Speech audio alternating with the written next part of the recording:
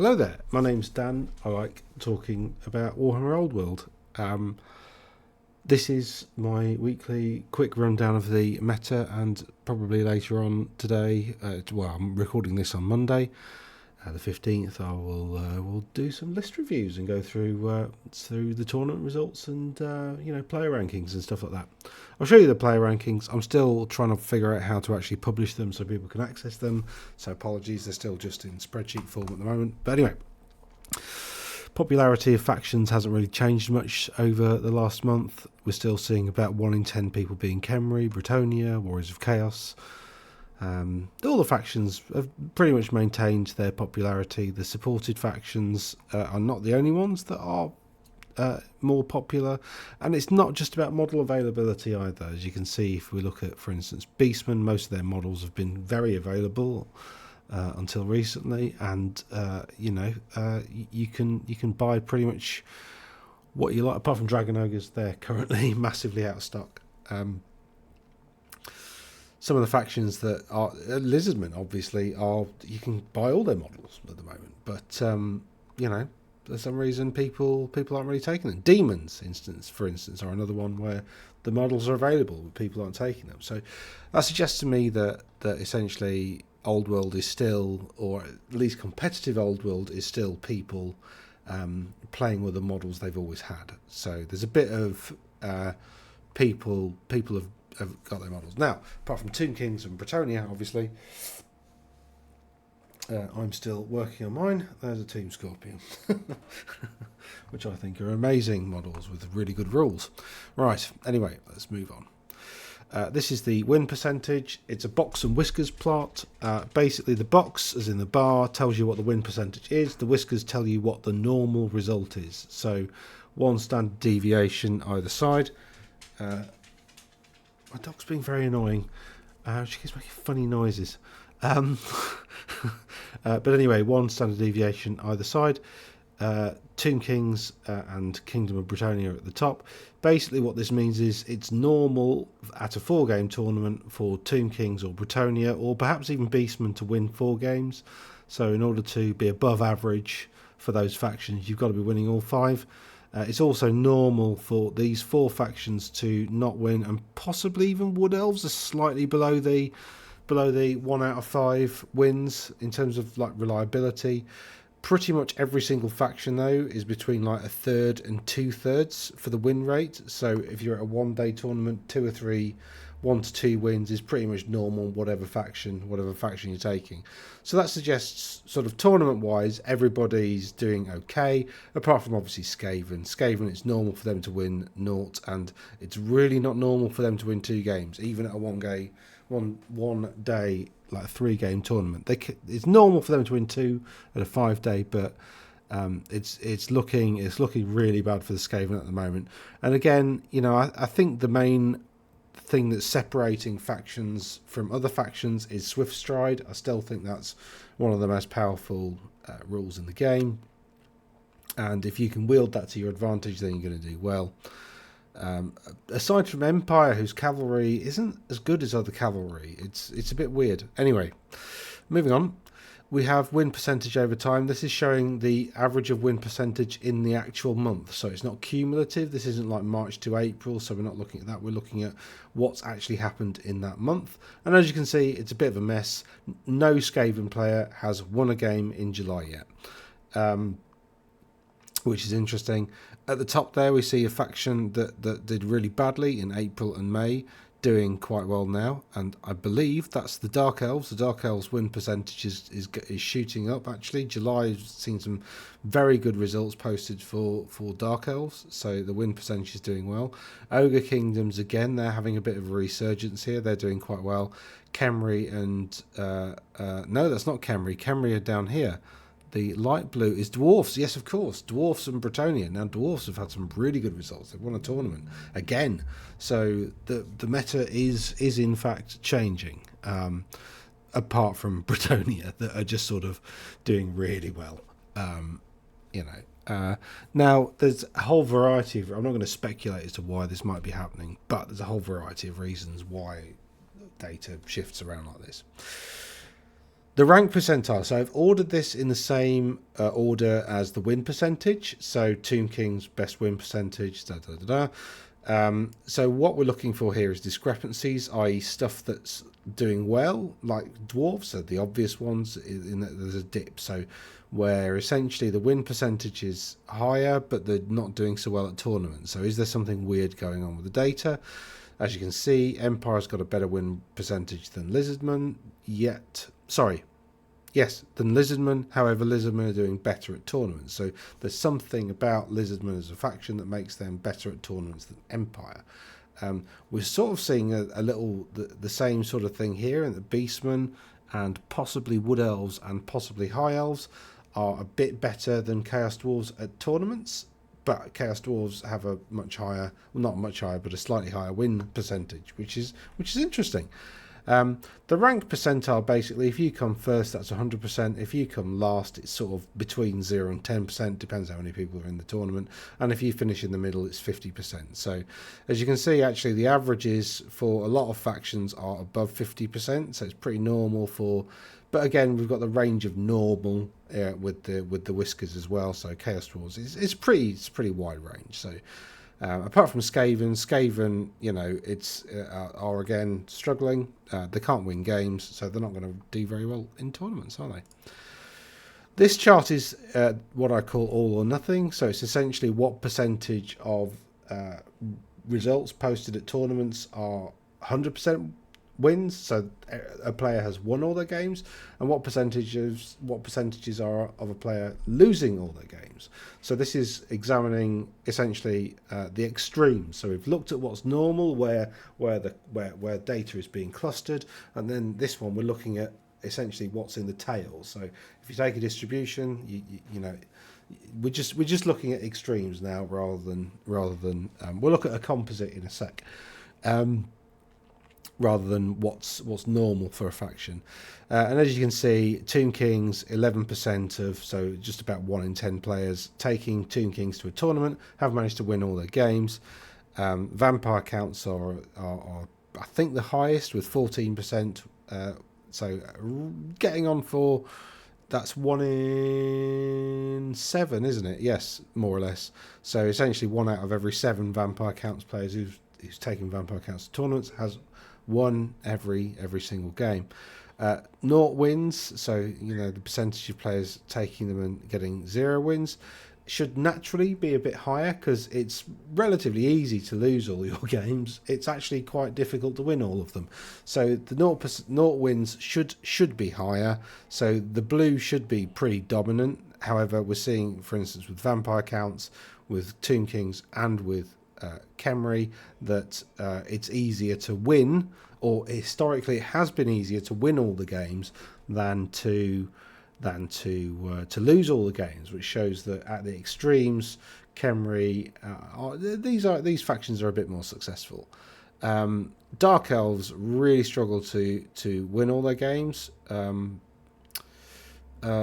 This is new, isn't it? I think, because I think last week Dark Elves were the only faction not to have won all their games. So we've had, well, I talked about Dark Elves having a good win percentage. This month in particular, somebody's taken a list and absolutely smashed it. We'll talk about that later on this show. Skaven, however, are still struggling. These 100% wins, that's one bloke in Canada who did, I think it was Canada, who took a few of them to tournaments early doors and did particularly well. But there's not been much success since then. So this 80% figure is possibly a little skewed.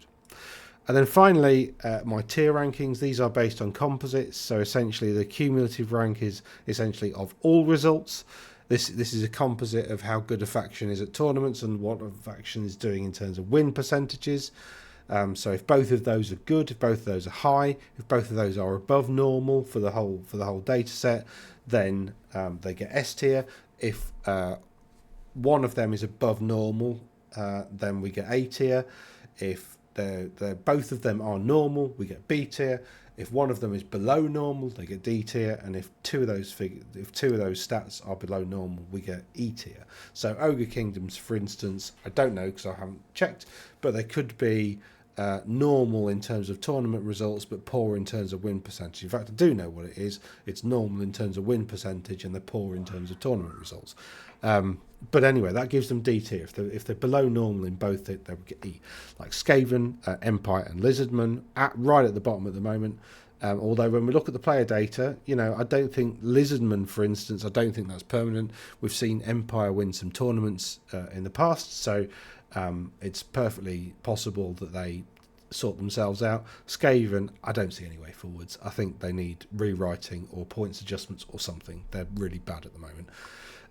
Tomb Kings, Beastmen. Tomb Kings have been S tier all the way through. They were S tier last month. They were S tier Q2, and Q2's a pretty decent quarter because we've had quite a lot of data over that quarter. Q1 wasn't particularly useful because essentially Warhammer the Old World only really started in February, so it only really started halfway through Q1. But anyway, so we've seen S tier pretty much solidly for Khemri and Bretonnia. This is not a surprise. They're the factions who've got their full books and full roster and almost all the models available. Yeah, Khemri have now, haven't they? Bretonnia, they've only got the Baron on foot, who's not got a model yet. So unless you class that derpy thing as being the model that you're going to go for. Chaos Dwarfs were S tier last week. This tier they've had a few average results, which has dragged them back into being normal at tournament results, although win percentage is still above normal. So yeah, we've seen a lot of S tier factions last quarter. We only saw a few S tier factions last month. Actually, June there was a lot of, essentially the pack was pretty big last month, but cumulatively these factions have still pulled away a little bit. So there's a lot to. Demons are still D tier. They've been pretty solidly D tier throughout. So this is just sort of showing how stuff's happening, how stuff's developing over time. So finally, let's have a look at the player rankings. And I've created a player score, which is essentially essentially your rank percentile multiplied by the total points deployed at the tournament, and that's degraded by E elevated to the power of today minus how many months ago it was.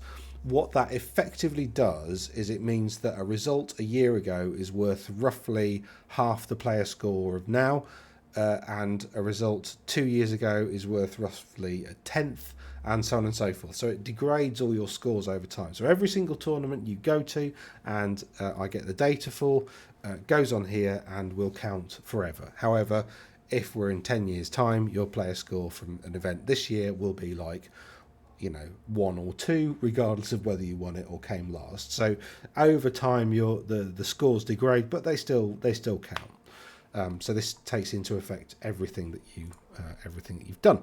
So Luna Valentine, she's top again. There's been actually little movement from this time to last time round. Somebody complained about not being able to read them on the phone, so I shall try and make it a bit bigger. Yeah, so Luna and Phil Carl, I think they both play on the same circuit. Somebody else from their circuit also messaged me, and apologies, I've forgotten who that was. But yeah, here we see, going to more tournaments helps out with your player score. Going to bigger, larger tournaments and winning loads of games is how that player score is calculated. So you'll see young Duke Kim here, who's been to 5 tournaments, has been a bit of a journeyman, still has a very high player score because of the amount of competition he's faced. Whereas somebody like Shannon Powell, for instance, who's been to 1 tournament, won 4 out of 5 games, but it must have been a big tournament and must have been recent. So that's why Shannon's up there in 7th. This counts for recency. I think what I need to do as well is sort this score out so it's a bit more reflective of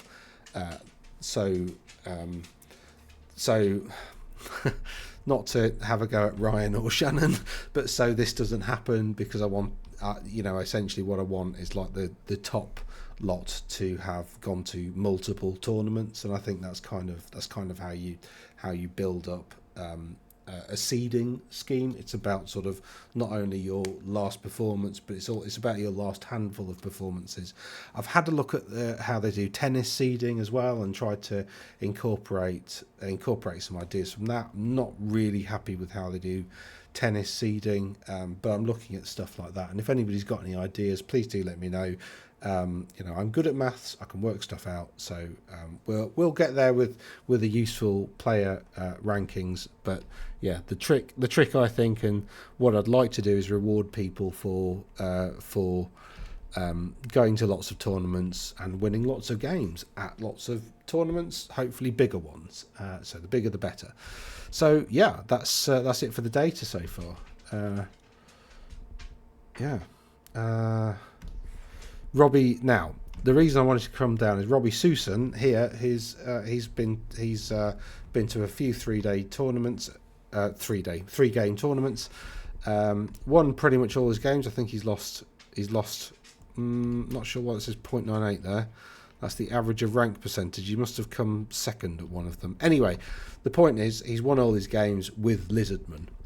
So all of these are with Lizardmen. So the point I'm making here is that just because the factions are doing badly at the moment doesn't mean that it's not possible to do well with those factions. There are some that I think is about people getting models and like working out how they operate, rather than it being about essentially the faction being doomed or whatever. However, there is nobody, I think, in the top 100 that have taken a Skaven army. Just wanted to put that out there. So don't expect to win anything if you're Skaven at the moment, because I think other people are getting better, other people are getting used to their factions. Skaven, however, they're just really, really struggling, just in general. But anyway, that's the player rankings.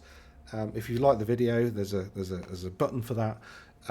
If you've liked this sort of content and want to see more, leave me a comment. You can subscribe if you like. That's an ambulance going past the window, perfectly timed. It's not for me, thankfully. And hopefully I'll catch you around later when we go through some lists. Toodaloo.